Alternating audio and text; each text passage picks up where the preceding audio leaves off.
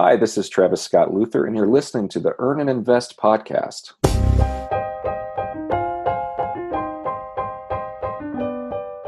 Retirement was the farthest thing from my mind when I first went to Mexico. I was a teenager and on spring break, and really I was mostly thinking about booze and girls and nightclubs and avoiding sunburn. But I would find myself going back to Mexico over and over again as a young parent, a doctor, trying to escape the pager and spending a week a year in paradise. This last time I went with my parents to Puerto Vallarta, and I was looking around at the market and realized that it wasn't just native Mexicans there, but there were a number of Americans, not travelers, not vacationers, but people who actually live there full term.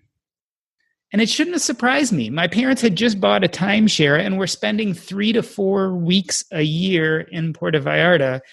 And my aunt had just discovered an artists' enclave in San Miguel de Allende and had started to winter there to escape the cold, freezing New York winters. So maybe, just maybe, retiring to Mexico would be the right thing for me. Travis Scott Luther is an academic and an entrepreneur. He is an expert storyteller and uses this gift as a legal consultant and an author. The topic of his recent book, The Fun Side of the Wall, is the boomer migration to expat communities in Mexico. Travis, welcome to the show. Doc, I appreciate you having me. Thank you. I am really excited about this book. I just read it, and it speaks to me in so many different ways. And I was just kind of thinking, with all that's going on politically and this idea of our current administration trying to keep Mexican people out of the United States, it's kind of ironic that your book dropped at this time in our country's history. It's a strange thing, isn't it? Yeah, it is. And it's, that was kind of one of the things I thought about as I was writing it. It was, here we have this political climate in which we're trying to keep as many Mexicans out of the United States as we can and build walls to keep them down south. While what I've discovered is we have this migration of our own, some of the most educated and affluent baby boomers desperately trying to get out of here for Mexico. So yes, there is quite a bit of irony in it. I find the demographics incredibly interesting. But before we jump into that, let's talk about the title of the book, The Fun Side of the Wall. That came from one of the people you interviewed while doing your research. Is that right? Yeah, it's absolutely right. In fact, the title of the book forever, up until probably 2 or 3 weeks before publication, was When the Buffalo Roam, Baby Boomer Migration into Mexico. And it was kind of a play on home on the range. And then, I went back to San Miguel, actually, that you mentioned there in your intro, and was having dinner with one of the couples that was featured in the book. And he was telling that story about Trump's election and being a little nervous that people were going to think there was some kind of reflection on him as a U.S. American, that maybe he shared those values or something. And he said one of his Mexican friends came up behind him, put his arm around him and said, "Don't worry about it. You're on the fun side of the wall." And I thought, God, that's just such a really telling statement about some of the, the graciousness of the Mexican people and just kind of what these folks are finding when they get there. Gracious is right. I can only imagine that feeling of discomfort as you're watching Trump get elected in 2016, living in one of these enclaves in Mexico and thinking that your neighbors are not going to be so happy with you when they hear what type of rhetoric is coming from the American government. Yeah, and I think that there's a sense down there that, and this is what I kind of say, is that the U.S. Americans who are going to Mexico are a certain kind of people who want to embed themselves in that culture and appreciate that culture. And it's really unusual to find somebody there who shares that kind of Trumpian view of the world. So, like I said, the graciousness of the Mexican people makes it easy. But, it's an important lesson, because imagine if they were treated, the way that we treat immigrants here, or the way we talk about Mexican immigrants here. I just don't think that you would have these successful enclaves if that was the case. And I think that speaks a lot to this idea which I'm sure we'll talk about later, but just that Mexico could be dangerous and unwelcoming and that Americans could be at risk, et cetera, et cetera. I think that this just kind of proves that those stereotypes about Mexico just aren't true. Let's go back to the beginning. You are a young guy. Where did this idea of studying boomer migration to Mexico come from? How did you get interested in this field and start your research? Yeah, well, I mean, I'm certainly not as young as I used to be, and I'm certainly not as young as I was, 11 or 12 years ago when I kind of got this idea. But yeah, I am an entrepreneur. I've been an entrepreneur for about 25 years, and I also had a previous career as a rock musician, touring the country and stuff. And so in 2004, I decided I want to go back to college and finish a bachelor's degree. I had started a long time, before that. And I also was an entrepreneur. I was a digital entrepreneur, if you will. I had an office, but most of my work was online. And I was getting busy. And so I was starting to kind of think about, outsourcing to other professionals in Denver online. And then I read Tim Ferriss's The 4-Hour Work Week. And then shortly after that, I read The World is Flat by Thomas Friedman. And I thought, good Lord, there is this whole world of entrepreneurs out there who are, trying to build businesses like I am. And I was, introduced to this idea of digital nomads. And so I thought, gosh, could I build one?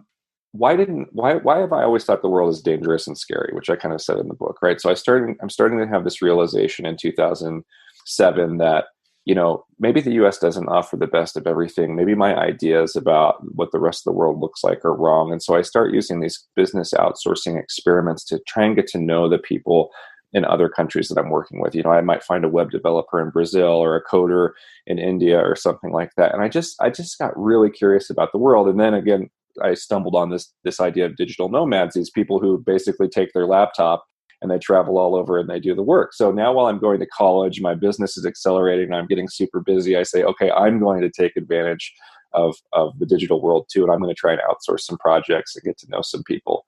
And from there, I finished my bachelor's degree. I knew I liked sociology and social science. I wanted to go get my master's degree. And I also had this question going on in my head over and over again is why would anyone want to leave the United States? If we really have the best of everything, or we claim to have the best of everything, and this is the rhetoric we hear over and over again. Why are so many of these successful young entrepreneurs leaving? Like, what are they looking for that they're not getting in the United States? And so as I wrapped up my first year of graduate school, I had to really start thinking about what my thesis was going to be. And I think that was the question I wanted to ask. I had a little self-examination on my own about my misconceptions about the rest of the world, and I wanted to know why other people left. And that was kind of the genesis of the thesis project, which became the basis for this book. And so I went to my advisor and I said, I think I want to study expats. I want to find out why they're leaving the United States. And she said, well, you can't just study every expat all over the world. You've got to narrow this down to a very small group and a very specific survey. And so I found this group in the Lake Chapala region of Mexico, which is just south of Guadalajara, who were largely baby boomers. And I said, great, I found a small enclave of baby boomer expats in Mexico, and this is going to be the group that I study. The truth is I had no intention of studying Mexico per se. I just wanted to study the motivations of people who left. And I went in with the hypothesis that people who would leave the United States to retire in Mexico probably did so because they were poor and they couldn't afford a good quality of life in the United States. And as the book tells, that was wrong. I want to jump into that in a moment, but just make a note of the fact that when you started looking into this interest, you were really thinking about digital entrepreneurs, which tend to be younger per se, but you ended up studying boomers. It's an interesting transition, not exactly what you thought not a direction you thought you were going in when you started. No, because, I mean, you've gone to graduate school. I think when you go to graduate school, you at some point you say, I've got to get out of graduate school. To do that, you've kind of got to wrap up your research and your project, and you've got to have a more limited scope so that you can get that done. And really, Mexico and baby boomers was just like a matter of paring things down to a smaller group that I could ask some more direct questions to. And yeah, it was really interesting to go from, how do I set up a life for me and my family where we can work abroad and we can take advantage of all these different cultures around the world and not have such a narrow view of the world that I did growing up in a small rural community on the Washington-Idaho border. how can we have a bigger worldview and how can I enrich my family's lives, to, oh my God, I've had this transformative experience of both the baby boomer generation, if you will, and more importantly for me personally, Mexico, and getting and dispelling all these myths about what Mexico is and how terrible it is. And I think at the end of the day, that's how I knew that this work was true and important, was because it totally transformed me. I didn't go in with any kind of predetermined conclusion. I just let it unfold naturally. And it was really transformative. Let's talk about some of those myths. You already mentioned this idea that people would move to Mexico because they're poor. And one of the conclusions you come to is that people move to Mexico because of the low cost of living and not because of a lack of money. What exactly does that mean? What's the difference?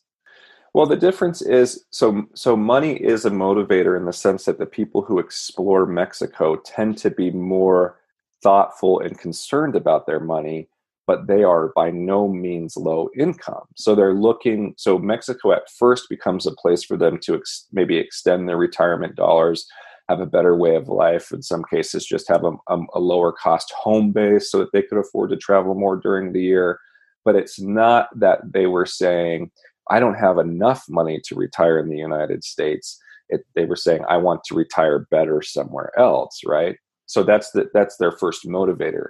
But that is not what necessarily keeps them there. Once they get to Mexico, there's something else that they find that really keeps them there. But so money is the exploratory issue, but it ends up not being the main motivator for staying in Mexico. One of the nuanced points you make, and this might speak to the baby boomer generation in general, is this idea that when questioned, expats thought that most of the retirement income was going to come from their 401k. But in reality, after they had been there for years, that wasn't even one of the top 5 sources of income for them. So you're really talking about 2008 period where the Great Recession took place, and a lot of people were concerned that they were seeing their nest egg disappear. Talk a little bit about that and how it relates to the boomers who ended up being expats in Mexico. Yeah, so there's certainly a cohort of baby boomers who were affected by that crisis, who lost, 20, 30% of their 401k. So the question was basically, what did you expect to retire on versus what are you living on now? And 401k was the top thing. This is what people thought they were going to live off. Then boom, they're hit with this recession. They've lost 20 to 30% of their retirement or their wealth. And so then they are more motivated to look into Mexico as a place for their retirement. It will be interesting because we still have baby boomers who have not come out of the workforce yet. And, they are, my mother-in-law is one of them. They not only did they go through 2007, 2008, and 2009, but here we are with COVID, and I don't even think we've begun to see the financial effects of that. And so I think it's becoming even more concerning for this later group of baby boomers about how they're going to afford, not afford retirement per se, but a quality of life in retirement that's comparable to what they had envisioned for themselves, when maybe they're going to get double dipped again on this COVID thing. It's just such a tough place to be. What it definitely shows is if you think people were moving to Mexico because of weakened financial state, actually what you're seeing is the people who tended to move, especially after 2008, were the pivoters, right? They were the people who had their eye on the ball, were watching what was happening to their finances, and were maybe even trying to make a move of strength to staunch the flow of what was happening in the market. Yeah, and there's another cohort there too. I mean, I remember reading this in the news and not thinking too much about it critically as an author at the time because it wasn't my primary focus, but just knowing that people who had lost their job in the 2008 financial crisis, it was taking them longer to find another job. When they found other jobs, they were getting paid less than they had before. And so when I, kind of fast forward to the last couple of years and the updated research for this book, I found that a lot of people who had lost their jobs or been laid off did try and find work for a long time, right? But at some point they said, "Look, I'm 5-6 years from retirement anyway. I'm having a terrible time finding a comparable wage to what I had before." And then Mexico becomes a place to just go retire now, right? Like if we go to Mexico, we can afford to do this 5-6 years earlier than if we were to stay in the United States. And so I say this lightly, but in a way it was a blessing in disguise for a fair amount of those people who kind of just got to kickstart their retirement or at least their financial freedom, if you will. You've now already mentioned a few of the key demographics of people who became expat boomers in Mexico. One is that they were generally higher salaried and maybe had more money or were a little bit more well off than you had expected when you went into this. The other is this idea that they tended to retire 5-6 years earlier than the average boomer in America would. Tell us about some of the other demographics. Paint for us the avatar of the kind of person who was going to Mexico and building a life outside of the United States, and how that compares to what you thought it would be when you started your research. Well, I'll just say what I thought it would be is I thought I would find lower income people who were in Mexico because they had to be. I didn't know what that meant per se, but that they could not afford to live on their own well in the United States.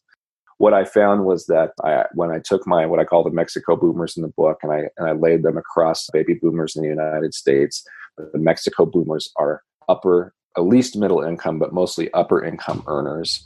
They are very educated. In fact, if the Mexico boomers were their own generation, they would be the most educated generation in U.S. American history. So most of them had college degrees, and a fair amount of them had professional degrees, graduate degrees, PhDs, MDs. So so that probably helps also explain their income level. They were majority Caucasian. They were majority. Well, I don't want to say majority. They were more kind of the liberal, democratic leaning on the political spectrum leaning folks. But that's not to say that there weren't some hardcore right-winger, conservative folks that I found too, who largely had left the United States because they were frustrated with the political situation too. They felt like they weren't getting their way either. And so they had thrown their hands up and said, forget it. And then you have this really important chunk of independents, right? People who didn't necessarily identify with a specific political party or kind of found themselves in the middle of the road or something like that. And I think they made an equally large portion. So it kind of is the independent, liberal, kind of Democrat centrist crowd for the most part, Caucasian, highly educated, upper income. They tended to have traveled a bit when they were younger or for work, though there were still a lot of folks who had never been to another country in their life before deciding to go to Mexico, and who had largely found Mexico through the internet and international retirement newsletters and things like that. Yeah, they are people who were not looking to, I don't want to pigeonhole Puerto Vallarta or anything, but they most of the people who end up in Mexico are not going to resorts per se, right? They're not looking for gated communities. There's this idea of importing a lifestyle that I mentioned in the book from previous research, not necessarily my own, but this idea that there are some folks who come from the United States, they want the exact same lifestyle that they had in the United States, but they want it cheaper. So they move into kind of gated resort communities with pools and well-manicured lawns and things of that nature. But really what you find is more of these folks are spread out across the country, and they're living in more authentic Mexican cities and towns, if you will. And that's something that is exciting for them, that they're up for the challenge of learning a new language and being part of the culture. The conclusion of the book is that the culture is a major driver for what keeps them there. You mentioned culture, and that, of course, makes me think community. And you also mentioned the political leanings or affiliations of that kind of avatar of the boomer who came to Mexico. Do you think any of this was a response to the current political administration? Do you think there were a lot of people who were feeling left out either of even this administration or the last few administrations, and that they just didn't feel like a part of the American community anymore and felt like they had to find a new place that fit them better?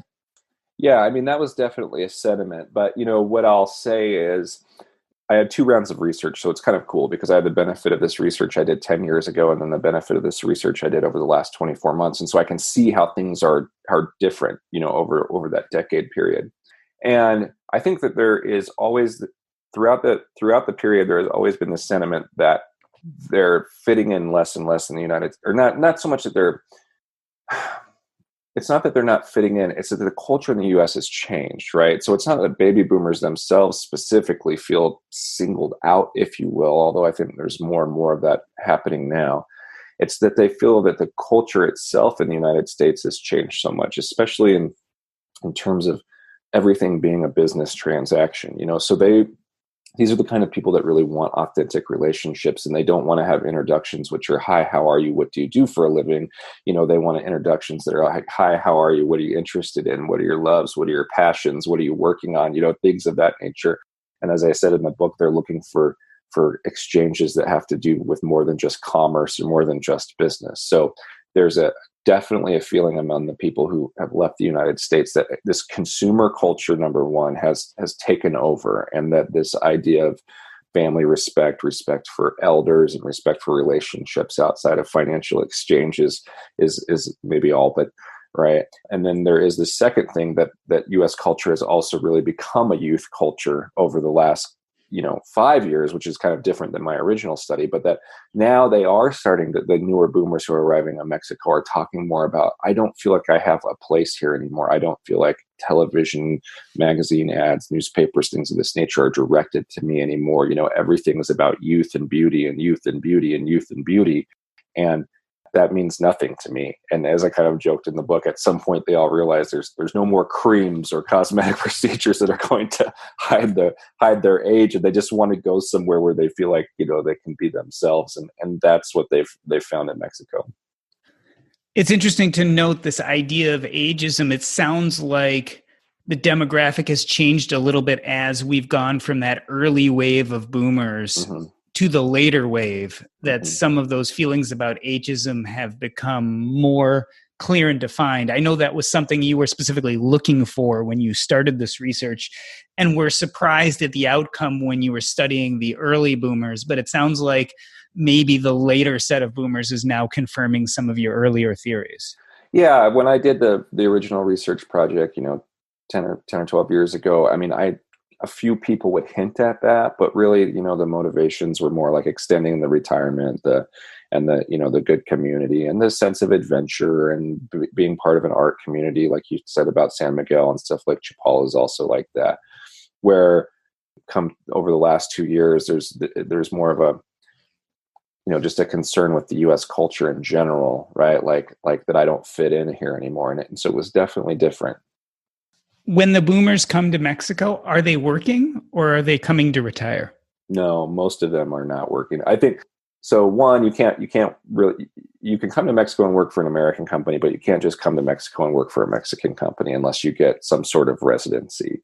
But with regard to the boomers, really the folks that were going down there were looking to retire, and as I said, they're retiring 5 or 6 years earlier than their U.S. counterparts. Now, that's not to say that they don't work when they get down there. There's, a lot of, not a lot of them, but there are some who work as real estate agents, and they help other baby boomers transition out of the US and Canada and find places to live. And then what was not uncommon was to find, a couple people who'd open a restaurant together, or a gift shop, or, tours, or, hey, let's get a fishing boat, so they're not going down there to work per se, but they're working as part of their passion in either these hobbies, or sport fishing, or cooking, or something like that. So they're making a life for themselves more than making a living for themselves. You mentioned that one of the major questions that drove your research in the beginning is why leave the US? But let's turn it around a little bit. Why Mexico? Like, is there something in your research you found that was special to Mexico as opposed to any other country or continent in the world? Well, the proximity to the United States is key, right? It's key for the exploration, right? So there were people that I talked to who had looked at different places, especially in the earlier cohort. Belize was a very popular place. Costa Rica was very popular 10 years ago. Panama was very popular and is still fairly popular. But they for various reasons, they when they got to Mexico, a lot of them said, I don't know how to say it. It's just a sense that I belong, like I have found my place. And also the proximity to the United States. These folks still have kids. Some of them have grandkids. And so they want to be able to go, back north, visit with their family. And then if their family wants to come, that they're still close enough to do that. You can go to a lot of places in Mexico on a flight under 3 hours, right? From Houston. So there's that. And then I think that the really interesting thing, and and this is how I kind of got into the FIRE movement personally myself. When I published the book and started looking for opportunities to talk about it, I never really was thinking in the finance stuff. I was thinking in the social science and the maybe the retirement planning or something like that. But someone from the FIRE community came to me to talk to me about the book and introduced me to this idea of geo arbitrage, and so I really hadn't heard much about that. And so now that I understand more about the FIRE community, I understand that geo arbitrage plays a big role in this, specifically when it comes to healthcare, because healthcare is so expensive in the United States. And since I said most of these people are upper income earners, they're not privy to a lot of the, we do have some level of socialized medicine in the United States, but they make too much for it. In Mexico, you can apply for temporary residency or permanent residency, and then you can enroll in their national health care, which the baby boomers find very comparable to the United States. And they, just like they do in the United States, they search out for the best facilities, the best doctors, and they don't have any complaints about their care. The only complaints that they have are a little bit about having to wait longer for, general checkups and stuff like that. But as far as the level of care, they don't have any complaints. And so when you take that healthcare savings and you scale it across 1 year, right? And maybe you're saving $20,000. You scale it across 10 years, you're saving $200,000. And, if you want to go crazy in 30 years of retirement, I mean, you can see how, just imagine if someone were to dump an extra $1,000 a month in your pocket. I mean, how would that change your life? And I think once someone has that realization, in addition to the 200% lower cost of living in general, this wonderful culture that still values the elders, if you will, and has, is just rich in history, you got to say, why not Mexico, right? And not why Mexico.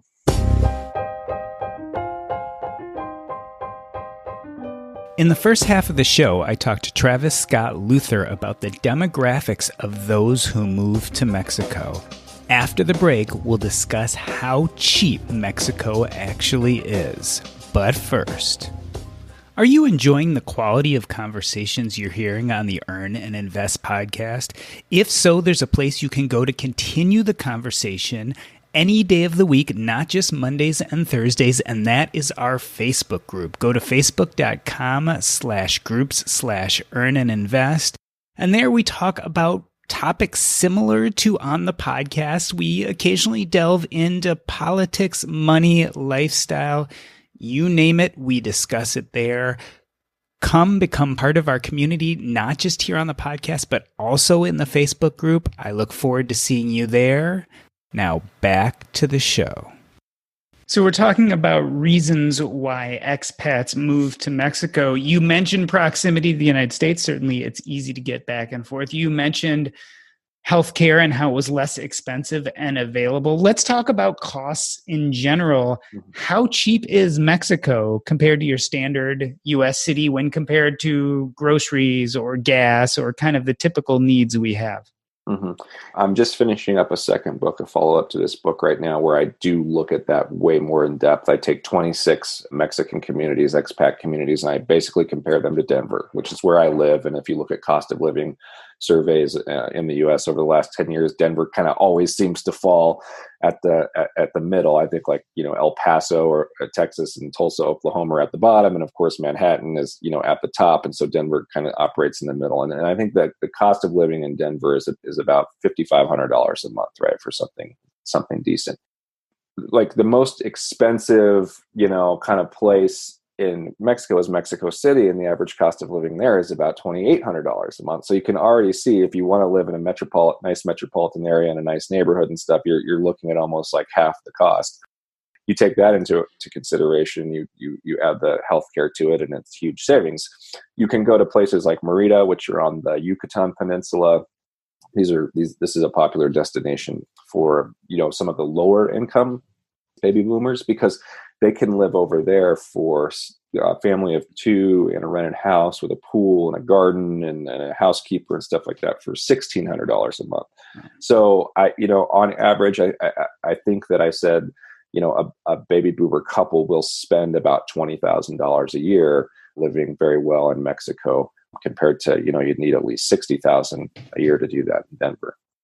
And you've mentioned already a few times in this interview, but I think it's worth talking about again, There's this rumor that Mexico is unsafe. A lot of people hear about drug trafficking and violence and are afraid that if they make such a big move, that it could be deleterious to their health and safety in general. Is that true? Is there any truth to that idea? I think it's definitely true that Mexico is very dangerous in certain areas for certain people. And I don't want to minimize the violence that exists in Mexico, but it exists largely for drug trafficking gangs, gang members, politicians, police officers, unfortunately, journalists, unfortunately, but people who traffic in drug trafficking or have some stake in drug trafficking. It rarely ever bleeds over to expat communities. And the reason that we hear about it when it does is because we actually hear about it every single time it happens, which is very, very rare. And I kind of describe it as the shark attack phenomenon. We hear about every single shark attack that happens to anybody in the United States because they happen so rarely, right? And so it's kind of the same thing in Mexico. But what happens is the press kind of builds this up to give you the sense that sharks are attacking people all the time when it's just not true. So it's the same thing with Americans being the victims of violence in Mexico. They are victims of robberies and pickpockets and all of the things that we have to deal with in big cities here, but they're not victims of at a higher rate or suffer more violence or anything like that. You're still more likely to die in a car accident in Mexico, a scooter accident. You're going to die from so many other things than being stuck in the middle of a drug war. It just doesn't happen. It just doesn't happen. Would it be safe to say that most expats would characterize their safety as similar or better to what it was in the U.S. before they moved? Well, yeah, a majority of them said that they felt just as safe in the United States, and I think a third of them said they felt safer in Mexico than they did in the United States. And it probably depends on where you move to Mexico from in the United States. I did some stat stuff in there, and you're more likely to be shot in Chicago, New Orleans, or Washington D.C. as an American than you ever would be in Mexico. So there are dangerous places here, there are dangerous places there, and like pretty much the State Department says about every country in the world. Practice discretion. Don't walk around by yourself at night. Don't pull out large wads of money. Don't tell people how much money you have. Just be modest and smart. You mentioned that the U.S. varies from city to city, and certainly Mexico varies from city to city too. Tell us about the top 3 or 4 destinations for the boomer expats and why they choose those different areas. Yeah, so the boomers that I describe in my book largely land in 3 places. They land in Lake Chapala, which is, like I said, about 30 miles south of Guadalajara. That is the largest population of baby boomer expats in Mexico. It's probably got a year-round population now of 20,000 people. It was the first place I visited when I went to Mexico, and I was this is my first trip out of the country, so I go to Mexico and I'm feeling all of those stereotypical feelings that I've been taught to feel by the US media. I rent a car in Guadalajara with my wife and we drive south, and I get a little lost and I'm thinking, oh my gosh, I'm so screwed here. I don't know Spanish. I'm like, I'm going to get kidnapped, blah, blah, blah. And I get out of the car in Lake Chapala to try and ask some directions, and I'm just surrounded by Americans, right? It's that densely populated. It's like its own American town. The people there like the views of the lake, certainly, and there's mountains around. It's got a real good reputation for also being an artist community, a place for writers. It's within Mexico. It's a place for kind of healing, if you will. So it gets a lot of Mexican tourism as well, and it's a village, right? It's not major metropolitan. There's not a. I think someone I talked to in Lake Chapala a couple of weeks ago told me that they had, maybe just put in their 4th or 5th, stoplight or something like that. So it's still got a very small village feel, even though there's, maybe 20 or maybe even upwards of 30,000 Canadians and Americans there. The second place is by population would be San Miguel de Allende, which is just about 3 hours northwest of Mexico City. Also in the mountains. I think the primary attraction there is the weather. It's 72 degrees like every day, all year round. It's just beautiful. San Miguel's my favorite town in Mexico of all the places I've been. It's a Spanish colonial town with great architecture, cobblestone roads, great churches. It's also an artist community, has one of the best art schools in Mexico there, and just a really special place. A lot of San Miguel buildings, because the weather is so good all year round, the buildings are kind of built around courtyards, and people live outside probably 90% of their lives. Every roof in San Miguel is some kind of patio. So people are just really outside, which means that there's a lot of attention to like plants and gardening and just water features. It's really special. It, however, is one of the more expensive places to go retire in Mexico because of that. And then probably the third most popular is Merida, that I talked about before, which is on the Yucatan Peninsula. And that's where there's some really good cost of living. It's not on the beach. It's close to the beach. It's, there's probably an hour drive to the beach.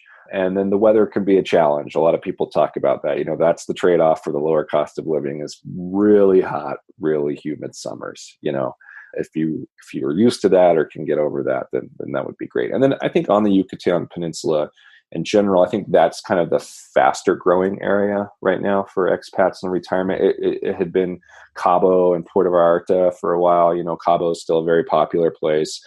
Puerto Vallarta is still a very popular place. But as far as when people say I found a good deal, or I'm looking for a good deal, or I still want something that's not too commercialized, they're really looking on the Yucatan Peninsula, starting at Cancun, moving down to Playa del Carmen. And I think Tulum is probably the up and coming spot at the moment. And are boomers by and large staying put? Are they settling for good in Mexico, or is there a stream of people who stay 5 or 10 years and then come back? I admit in the book that that's one of the limitations of my study, is I didn't really talk to people who had left, so I can't give you an accurate representation of, what's the success rate of people who go. But what I did say is, I did ask anecdotally, what do you know about your friends who didn't make it, and what are your own concerns? And it seems that late life chronic illness seems to be the thing that starts to flush people out, because Mexico is a familial country in which family members take care of the young and they take care of the old. There is not the institutionalized assisted living and nursing care facilities there that we have in the United States. That largely Mexican families don't check their parents into an institution and tell them, see ya, I'll come see you every 2 weeks or something like that. And so if you do have chronic illness, or you're getting up there in your years and you need some daily assistance, I think that's when people tend to go home. They tend to go back to their families, or go back and take advantage of assisted living or nursing care. But that was the biggest thing that I heard about. And I can say that I see that changing. I see that changing in the sense that the more I've studied this, and the more I study this more recently, the more I'm seeing these types of facilities popping up in these neighborhoods in Mexico. Somebody also has recognized that there are people who Mexico has become their country. Not only maybe do they have residency, but they may have become citizens as well. And they don't want to leave in their later years. They want to die and be buried in Mexico.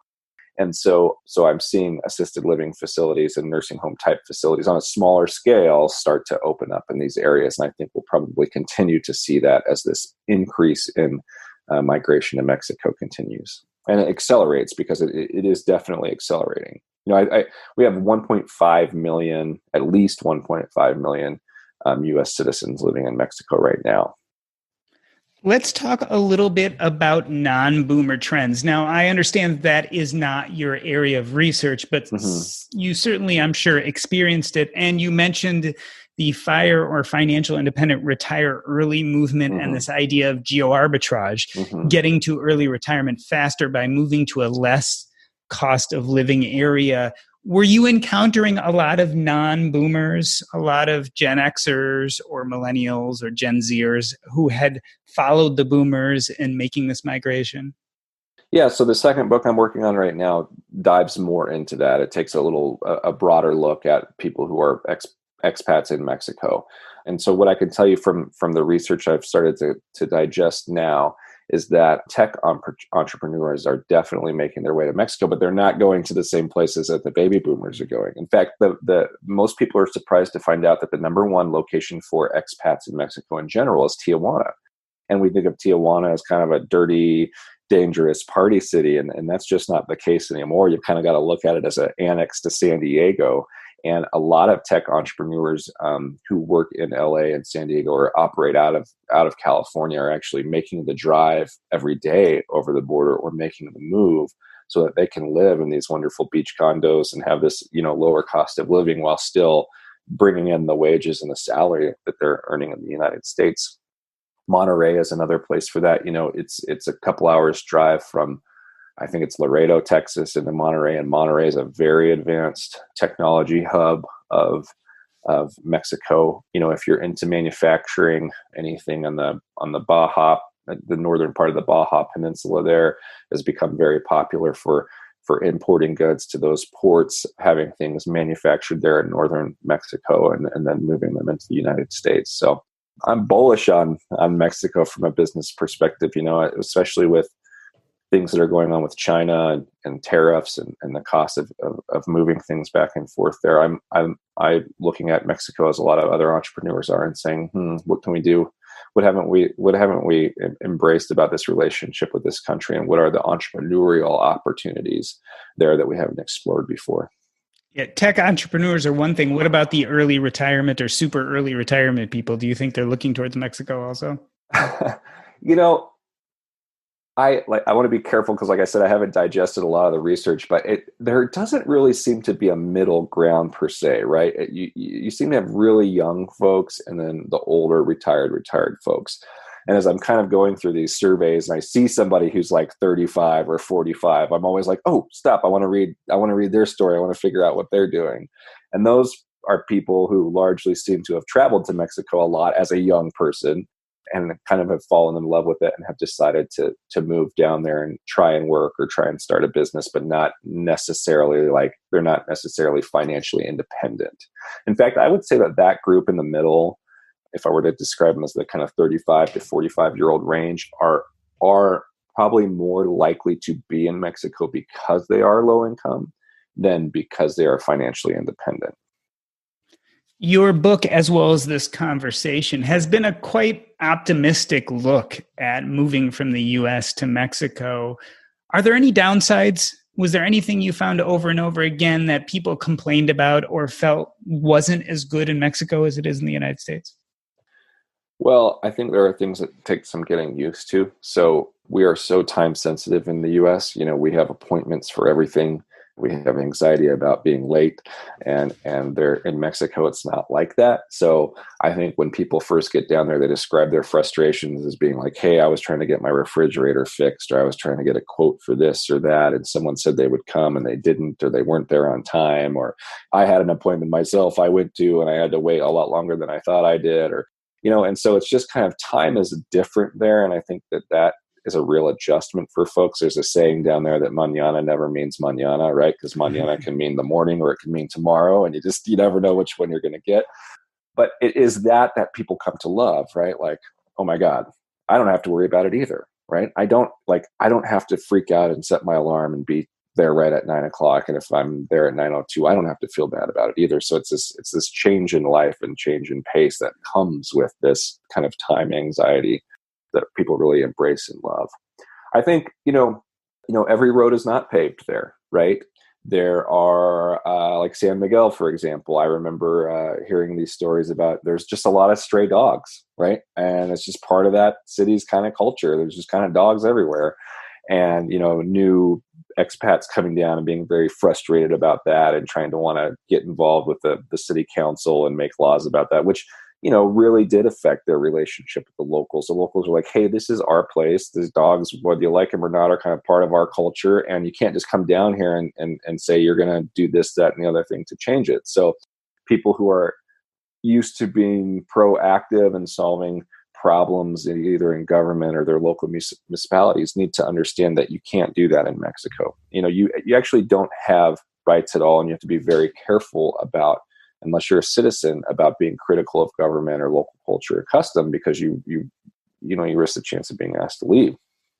So you kind of got to go with the flow. And if you're not able to do that, you're probably not going to be successful there.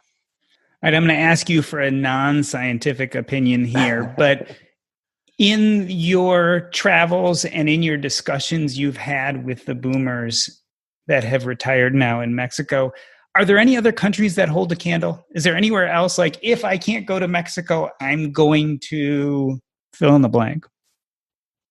No, there's really not. And, and like I said, the exploration has been kind of limited to, Costa Rica, Belize, Panama. Colombia is a big up and coming place. That's like where I'd like to go next and do some research and exploring, because I'm getting a lot of good feedback about that.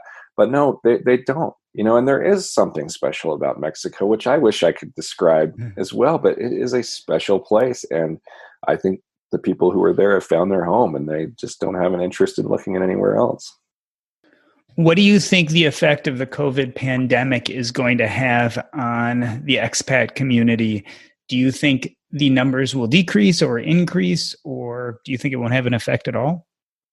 Well, this is one of the bummers of publishing a book in December and then having to deal with COVID in March, is that like everybody who was going to travel or consider traveling to Mexico, it was funny, the book came out and it was selling like crazy, and then COVID hit and it stopped. And I think that's because everyone became very panicked about travel.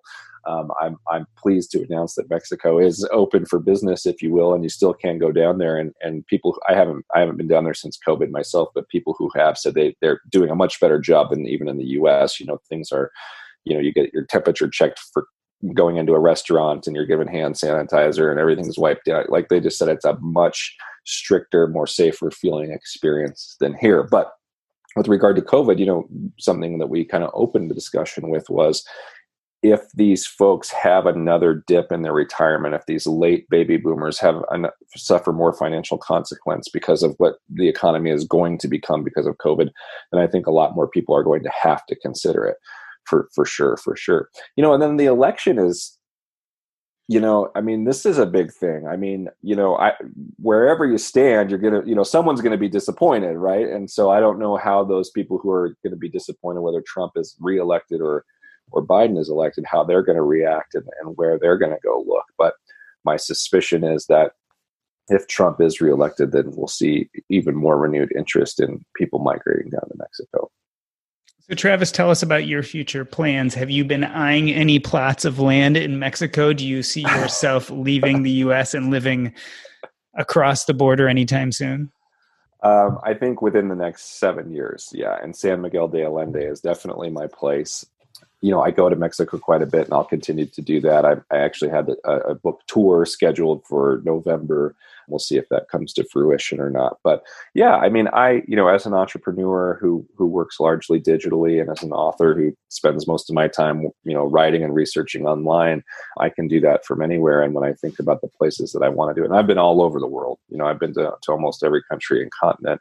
And even for me, Mexico is special. It feels like home. The pace of life is slower. The stresses are less. And I just feel good when I'm there. So I'll definitely be there within the next 7 years. We're just trying to get through our two young boys right now, get them through school, and then we'll probably be making a move. So in closing, tell us about this new book you're working on. And if people are interested in communicating with you or learning more about your research, where can they find you on the internet? Well, you can find this book. It's called The Fun Side of the Wall, Baby Boomer Migration in Mexico. You can get that on Amazon online or Barnes & Noble online. The new book I'm working on, I expect to have out by the end of the year. I don't have a title for it yet, but it's again, a more inclusive look at all expats in Mexico, what drives them there, who's going to what regions for what. And then it's 26 in-depth explorations of expat communities there, cost of living, colleges, Spanish lessons, all of the things, like what do you need to know if you're going to consider a community in Mexico. So I'll have that out by the end of the year. And then if you want to reach out to me, I'm just at travisluther.com or travis@travisluther.com, and you can see more of my research and writing on that website. This has been the Earn and Invest podcast. On behalf of myself, Doc G, I wanted to thank Travis Scott Luther. Thank you, Doc. That's a wrap. Being Christmas Eve, this is a short show today. I just wanted to say happy holidays to everyone. It has been a pleasure having you as part of the Earn and Invest community. We are looking forward to another week of new episodes, including on New Year's Eve. And then, of course, January 2021, here we come.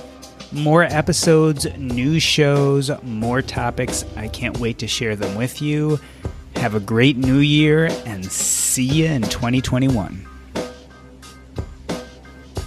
Awesome. So that was a lot of fun. And I definitely feel like we got to a lot of your book. Did you feel like we covered the salient points? Yeah, for sure. I feel a little out of practice. I haven't discussed the book in a while, so I appreciate you having me. I'm sorry if I kind of went around in circles there. No, you didn't at all. I thought you were pretty concise, and I thought, it's an interesting book, right? Because I think my perceptions, I think, were like yours in the sense, my idea of why people went to Mexico was not what I thought it would be, and yet all this whole time, I was considering it as a place that I would go, even though I didn't have the concerns I was pushing on everyone else who was going there, so to speak, right? Right. So I don't have any financial issues, but yet I was thinking it's a great way to live cheaply in a beautiful place with nice weather, with good community, without this culture and stress we have in the U.S. And yet when I was attributing to other people who were considering moving there, I was like, oh yeah, they're doing it because they're having money to stress. But right. It's an interesting dichotomy. It is also interesting that Mexico really is singular in that sense that of all the places to retire, it just seems to have something that other places don't. And universally, right? There's no other country I could think of where people in the US are emigrating at such big numbers. Right. I'd have to think more because it's, I'm going to think more about it. I'd like to have a better answer. I wonder what the numbers are for Canada. Like Canada is also a very nice place to live, and the government structure is a little easier to deal with, especially for that group of people, right? The more wealthy, kind of socially liberal, blah, blah, blah. But I don't think you get nearly the number of people going to Canada. Maybe the weather, right? Well, you have almost nearly the number of Canadians going to Mexico. It's kind of crazy. I mean, probably not 1.5 million, but I would say probably 60% of that number. I mean, there's a lot of Canadians there. Whenever we visit Mexico, we run into tons of Canadians everywhere, at least in the resorts and those kind of areas. But, right.